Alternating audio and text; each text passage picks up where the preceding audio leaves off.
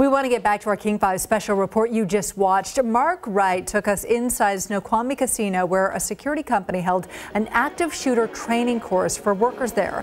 The big lesson: run, hide, or fight. What you do in the first few seconds of an emergency will help increase your odds of surviving. And Mark joins us right now on set for a discussion about what he experienced, lessons for all of us, and you can share your questions.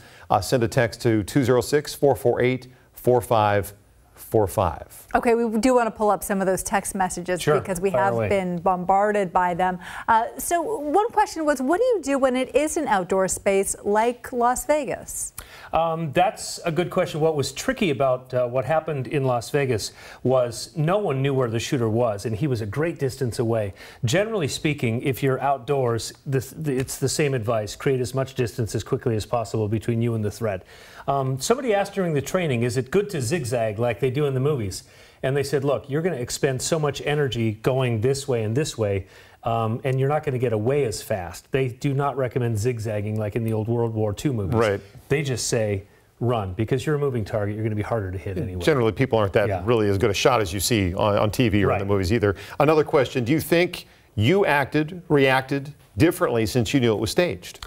Yeah, obviously, if it was a real situation, I think I would have reacted differently. But I'll tell you, the noise and the panic and everyone's adrenaline is rushing. And that's the point of using what looks like a real gun. And they were firing blanks, of course. But it causes adrenaline, and it causes you to think in a different way. I mean, thinking under stress is very different than just being calm and then just acting quickly. Right. Yeah. We got this question. Could playing dead be a good idea when there's an active shooter? So I was able to text one of the trainers back east tonight, and they thankfully responded.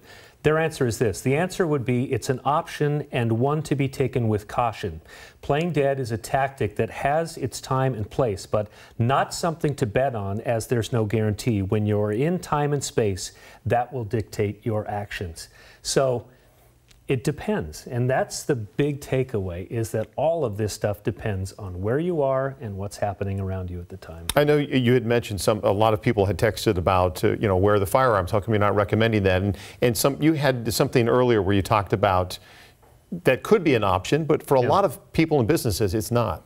Yeah, a lot of businesses don't allow weapons in, but that said, I mean, we've heard lots of stories about people preventing crimes and taking out bad guys because they do have concealed carry permits. Again, it depends, and it depends on what you're comfortable with. So if you're comfortable carrying a gun and your employer allows it, then that may be part of your plan. So the goal, though, of all this is that each one of us needs to take action and needs to start planning for this stuff. Yeah, this is actually a great question. Are there other programs similar to this that are open to the public? I know that a lot of police departments already train for this stuff. You know, they're always doing mall shootings or things like that, simulations. I would say there's a link to Tomahawk Strategic Solutions on the web story on our website. They travel all over. They teach this stuff. I would say contact your local police department first and say, hey, if you're interested in maybe training at your school or your church or other organization, start with your local police. They'll have some good ideas, and they may have somebody who can actually train for this stuff. We here at King 5 had some training from a federal agency nearby that took us through some active shooter training. So there are resources out there available. There are experts even locally on this stuff.